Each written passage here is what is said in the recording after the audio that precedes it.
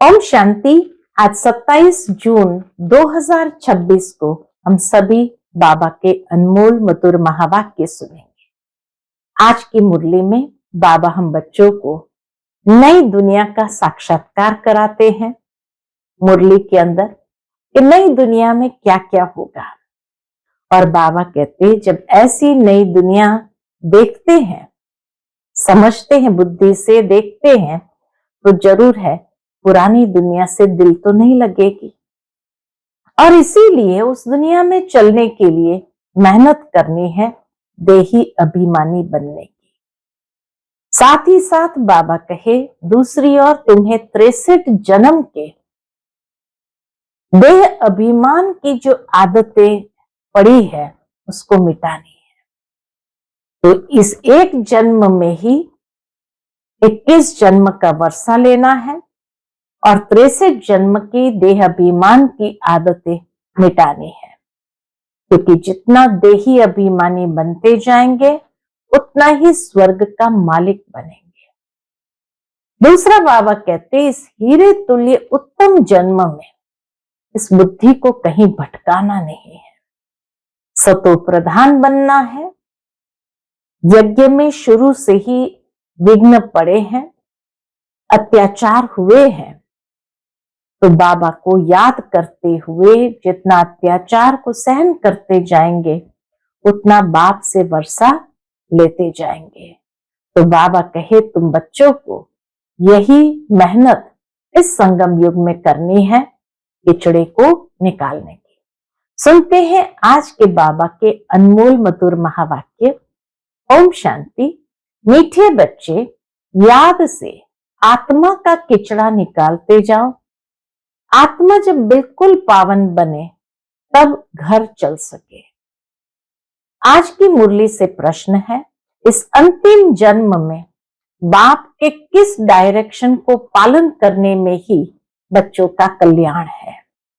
उत्तर है, बाबा कहते मीठे बच्चे, इस अंतिम जन्म में बाप से पूरा वर्षा ले लो। बुद्धि को बाहर में भटकाओ मत, विष को छोड़ अमृत पियो। इस अंतिम जन्म में ही तुम्हें 63 जन्म की आदत मिटानी है, इसीलिए रात दिन मेहनत कर देही अभिमानी बनो। ओम शांति। शांति धाम विश्रामपुरी है। इस दुनिया से सब थके हुए हैं, चाहते हैं कि हम अपने सुखधाम जाएं।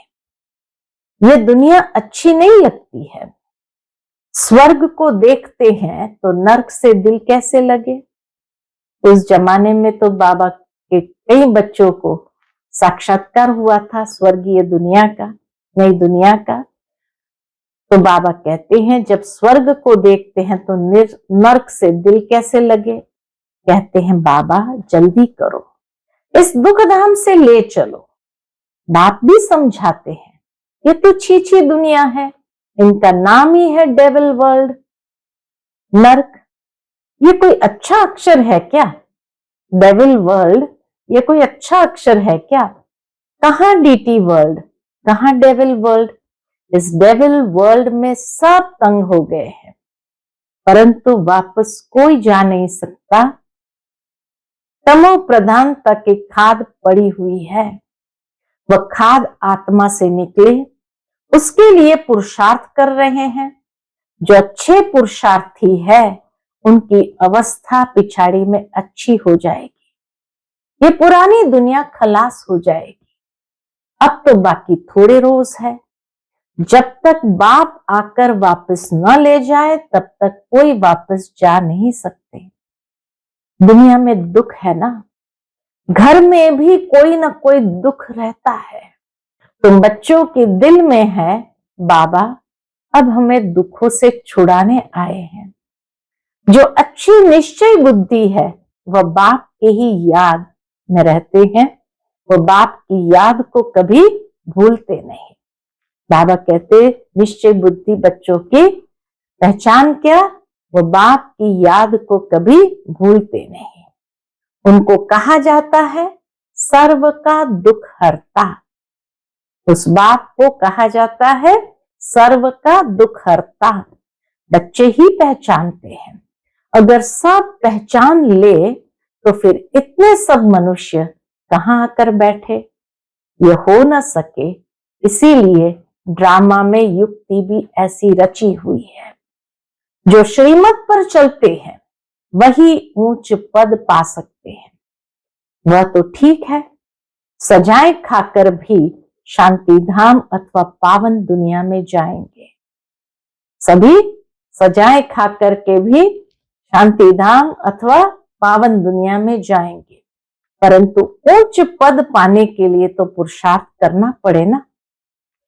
दूसरा, पावन बनने बिगर पावन दुनिया में कोई जा न सके। यह जो कहते हैं फलाना ज्योति ज्योत समाया वापस गया, ये हो नहीं सकता। कायदा नहीं जो बीच से कोई ड्रामा से घर में चले जाए।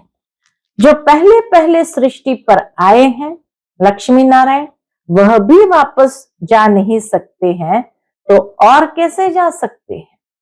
सबसे पहले नंबर वाली आत्माएं भी यही है, तो बाकी और तो कैसे जा सकते हैं? इनके भी अब 84 जन्म पूरे हुए, अब जाने के लिए तपस्या कर रहे हैं। सब पुकारते ही है एक बाप को, ओ गॉड फादर, ओ लिबरेटर। वो गॉड फादर है दुख हरता सुख करता। कृष्ण आदि और किसको थोड़ी पुकारते हैं? दुख हरता सुख करता, ओ गॉड फादर, ओ लिबरेटर। बाबा कहते ये कृष्ण आदि के लिए नहीं पुकारा जाता है। क्रिश्चियन हो मुसलमान हो, सब वो गॉड फादर कह बुलाते हैं। आत्मा बुलाती है अपने फादर को। फादर कहते तब है जब समझते हैं कि हम आत्मा है। आत्मा भी कोई चीज है ना। आत्मा कोई बड़ी चीज नहीं है, वह तो एक स्टार है और अति सूक्ष्म है। जैसे बाबा है वैसे ही आत्मा का स्वरूप है। अब तुम बाप की महिमा करते हो, वह सत्य चित्त है, ज्ञान का सागर, आनंद का सागर है। तुम्हारी आत्मा भी उनके समान बनती है। तुम्हारी बुद्धि में अब सारे सृष्टि के आदि मध्य अंत का ज्ञान आ गया है और कोई मनुष्य मात्र में ये ज्ञान नहीं है। सारा भारत, सारी विलायत ढूंढ लो, कोई को भी पता नहीं। आत्मा 84 जन्मों का पाठ बजाती है।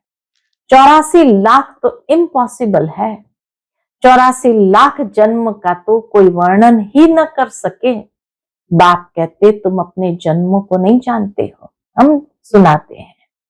बाप कहते तुम अपने जन्मों को नहीं जानते हो, हम सुनाते हैं। वह सब सुनते हुए भी पत्थर बुद्धि समझते नहीं। क्या नहीं समझते कि 84 लाख जन्म हो तो कोई सुना ही कैसे सकते? 84 जन्म की कहानी बाबा सुनाते हैं और हम सुनते हैं। अभी तुम जानते हो हम ब्राह्मण हैं, हमने 84 जन्म लिए हैं। ब्रह्मा ने भी 84 जन्म लिए हैं, तो विष्णु ने भी 84 जन्म लिए हैं। क्यों? क्योंकि ब्रह्मा सो विष्णु, विष्णु सो ब्रह्मा। लक्ष्मी नारायण ही 84 जन्म ले फिर ब्रह्मा सरस्वती बनते हैं। यह भी समझने की बात है ना। बाप कहते हर 5000 वर्ष बाद आकर समझाता हूं। 5000 वर्ष का चक्र है। अभी तुमने वर्णों का राज भी समझा है, हम सो का अर्थ भी समझा है। हम आत्मा सो देवता बनते हैं, फिर हम सो क्षत्रिय, हम सो वैश्य शूद्र बनते हैं।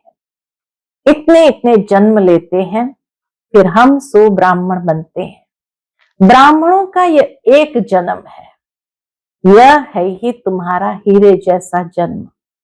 बाप कहते ये तुम्हारा उत्तम शरीर है, इससे तुम स्वर्ग का वर्षा पा सकते हो। इसलिए अब और कोई तरफ भटको मत। बाबा कहते ये तुम्हारा उत्तम शरीर है, इससे तुम स्वर्ग का वर्षा पा सकते हो, इसलिए अब और कोई तरफ भटको मत। ज्ञान अमृत पियो।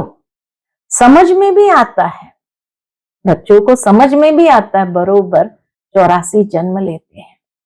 तुम पहले सतयुग में सतो प्रधान थे, फिर सतो बने, फिर चांदी की खाद पड़ी। एकदम पूरा हिसाब बताते हैं बाबा, कैसे आत्मा तमो प्रधानता की ओर आई, वो भी सारा हिसाब बताते हैं। अब गवर्नमेंट भी कहती है सोने में खाद एलॉय मिलाओ, 14 कैरेट सोना पहनो, सोने में खाद डालना ये भारतवासी अपशुगन समझते हैं। हम भारतवासी सोने में खाद डालना ये अपशुगन समझते हैं।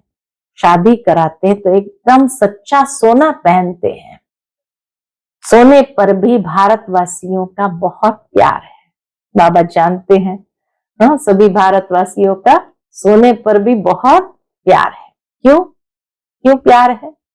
बाबा कहते भारत की बात मत पूछो, सतयुग में तो सोने के महल थे, सोने की ईंटें थी। जैसे यहाँ ईंटों के ढेर लगी रहती है, जैसे इस दुनिया में कोई मकान बनाते हैं तो ईंटों की ढेर लगी रहती है, वहां सोने चांदी की ढेर रहती है। माया मच्छंदर का खेल दिखाते हैं, उसने सोने की ईंट देखी, सोचा ले जाता हूं, नीचे उतरा तो देखा तो कुछ भी है नहीं।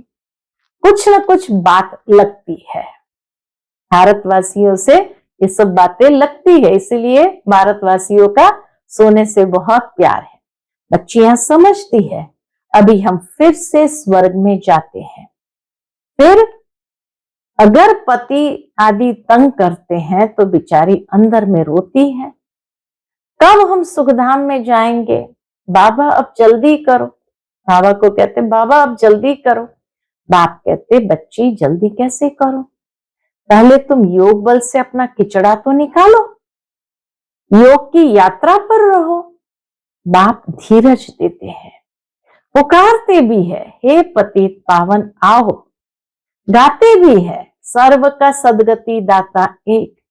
यहाँ की ही बात है, अकासुर बकासुर ये सब बातें संगम समय की है, यह है ही आसुरी दुनिया।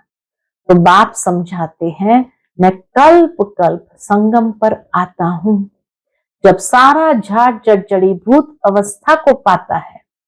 तुम जानते हो सतयुग में हर चीज सतो प्रधान होती है। यहाँ इतने पंछी जानवर आदि है, ये सब इतने वहां नहीं होंगे। सतयुग में इतने पंछी जानवर आदि नहीं होंगे। बड़े आदमियों के पास अच्छी सफाई रहती है, उनके रहने का स्थान फर्नीचर आदि बहुत अच्छा होता है। तुम भी इतने ऊंच देवताएं बनते हो, वहां ऐसी कोई चीज रह न सके। यहाँ तो मच्छर आदि अनेक प्रकार की बीमारियां, कितनी गंदगी रहती है। गांवों में इतना गंद नहीं रहता, बड़े बड़े शहरों में बहुत गंदगी रहती है, क्योंकि बहुत मनुष्य हो गए हैं, रहने की जगह नहीं है। तुम सारे विश्व के मालिक बनते हो। मनुष्य गाते हैं गठ ही में ब्रह्मा, गठ ही में विष्णु, गठ ही में 9 लाख तारे। ब्रह्मा सो विष्णु बन जाते हैं, विष्णु के साथ सितारे भी हैं। बाबा उसका अर्थ बताते हैं कि जो गाते हैं घट में ही ब्रह्मा, घट ही में विष्णु, घट में ही 9 लाख तारे। तो ब्रह्मा सो विष्णु जब बन जाते हैं तो विष्णु के साथ सितारे भी है। सतयुग में ये देवता बन जाते हैं, सतयुग में ये सब देवता बनते हैं। तो इतने थोड़ी होते हैं, झाड़ पहले छोटा होता है फिर वृद्धि को पाता है। सतयुग में तो बहुत थोड़े होंगे, मीठी नदियों के ऊपर रहते होंगे। यह नदियों से बहुत कैनाल्स निकालते हैं, वहां कैनाल्स आदि थोड़ी होती है, मुट्ठी जितने तो मनुष्य होते हैं। इतने के लिए गंगा जमुना तो है ही, उन नदियों के ही आसपास रहते हैं देवताएं, उन नदियों के ही आसपास रहते हैं। 5 तत्व भी देवताओं के गुलाम बन जाते हैं। कभी भी बेकायदे बरसात नहीं पड़ती, कभी नदी उछल नहीं खाती, नाम ही है स्वर्ग। तो फिर क्या, सारा स्वर्ग का वर्णन बाबा कर रहे हैं। अब कहते स्वर्ग की आयु इतने लाख वर्ष है, अच्छा भला वहां कौन राज्य करते थे ये तो बताओ। तो कितने गपोड़े लगाते रहते हैं। तुम जानते हो हम कल्प पहले मुआफिक ये पाठ बजा रहे हैं। रुद्र ज्ञान यज्ञ में अनेक प्रकार के असुरों के विघ्न पड़ेंगे। फिर मनुष्य समझते हैं असुर लोग ऊपर से गंध गोबर आदि डालते थे, परंतु नहीं, तुम देखते हो कितने विघ्न पड़ते हैं। ऊपर से कोई असुर लोग गंध गोबर आदि नहीं डालते हैं, परंतु इस बेहद के ज्ञान यज्ञ में बाबा कहे तुम देखते हो कितने विघ्न पड़ते हैं, अबलाओं पर अत्याचार होते हैं, तब तो पाप का घड़ा भरेगा। बाप कहते हैं थोड़ा सहन करना पड़ेगा, पाप का घड़ा भरने तक थोड़ा सहन करना पड़ेगा। तुम अपने बाप और वर्षे को याद करते रहो, उनका पाप का घड़ा भरने तो दो, तभी तो फूटेगा। मार खाने समय भी बुद्धि में याद करो शिव बाबा, उनको तो बुद्धि में ज्ञान है। किसको फांसी पर चढ़ाते हैं तो पादरी लोग कहते हैं गॉड फादर को याद करो, ऐसे नहीं कहेंगे क्राइस्ट को याद करो, ये नहीं कहते हैं, कहते हैं गॉड फादर को याद करो, इशारा गॉड के लिए करते हैं। वह इतना लवली है, गॉड बहुत लवली है, सब उनको पुकारते हैं, आत्मा ही पुकारती है। अब देही अभिमानी बनने की मेहनत है, मुख्य बात है देही अभिमानी बनने की ही सारी मेहनत है। 63 जन्म तुम देह अभिमान में रहे हो, अभी इस एक जन्म में वह आधा कल्प की आदत मिटानी है। तुम जानते हो देही अभिमानी बनने से हम स्वर्ग के मालिक बन जाएंगे, कितनी ऊंच प्राप्ति है। तो रात दिन इसी कोशिश में रहना पड़े। मनुष्य धंधे आदि के लिए भी मेहनत करते हैं, तब कमाते हैं। आमदनी में मनुष्य को कभी झुटका या उबासी नहीं आएंगी, क्योंकि आमदनी है, पैसे की खुशी रहती है, थकने की बात ही नहीं रहती। बाबा भी अनुभवी है ना, रात को स्टीमर्स आते थे, बाबा पाकिस्तान की बात करते, रात को स्टीमर्स आते थे तो आकर माल खरीद करते थे, जब तक ग्राहक की जेब खाली न करे तब तक उनको छोड़े नहीं। बाबा ने रथ भी पुराना अनुभवी लिया है, इसने सब अनुभव किया है।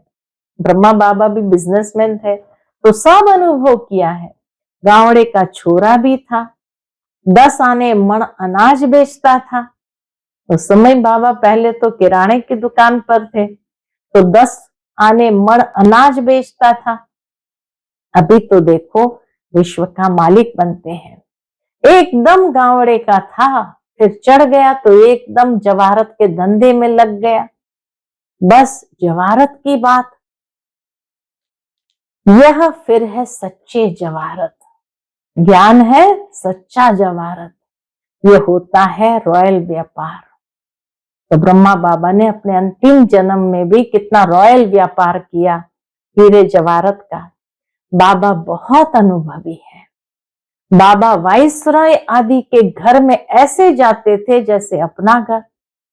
बाबा जाते थे वहां उनको जेवर दिखाने के लिए, लेकिन ऐसे जाते थे जैसे अपने घर में। इनको फिर कहा जाता है अविनाशी ज्ञान रत्न। जितना ये बुद्धि में धारण करेंगे उससे तुम पदम पति बनेंगे। शिव बाबा को कहा जाता है सौदागर रत्नागर। उनकी महिमा भी गाते हैं, फिर कह देते हैं सर्वव्यापी। शिव बाबा कितनी महिमा भी गाएंगे, फिर कह देंगे सर्वव्यापी है। महिमा के साथ फिर इतनी ग्लानि, कैसी हालत हो गई है आज के। हालत देखो कैसी हो गई है भक्ति मार्ग की। बाप कहते जब भक्ति पूरी होती है तब भक्तों का रक्षक बाप आते हैं। बहुत भक्ति कौन करते हैं, यह भी सिद्ध हो जाता है। सबसे जास्ती भक्ति तुम करते हो, वही यहाँ आकर पहले पहले ब्राह्मण बनते हैं और बाप से वर्षा लेते हैं। कौन सा वर्षा? फिर से पूज्य बनने का। रावण ने पुजारी बनाया है, बाप पूज्य बनाते हैं। यह है भगवान वाच। भगवान एक है, दो तीन भगवान होते नहीं। गीता भगवान की गाई हुई है, शिव भगवान वाच के बदले श्री कृष्ण का नाम डाल दिया है, तो कितना फर्क हो गया है। ड्रामा अनुसार फिर भी गीता का नाम ऐसे बदलना ही है। बाबा कहे ड्रामा अनुसार फिर भी गीता के भगवान का नाम ऐसे ही बदलना ही है। फिर बुलाते हैं, हे पतित पावन आओ। बाप पावन बनाते, रावण पतित बनाते हैं, तो समझने की कितनी बुद्धि चाहिए। श्रीमत श्रेष्ठ ते श्रेष्ठ मत है ही एक बाप की।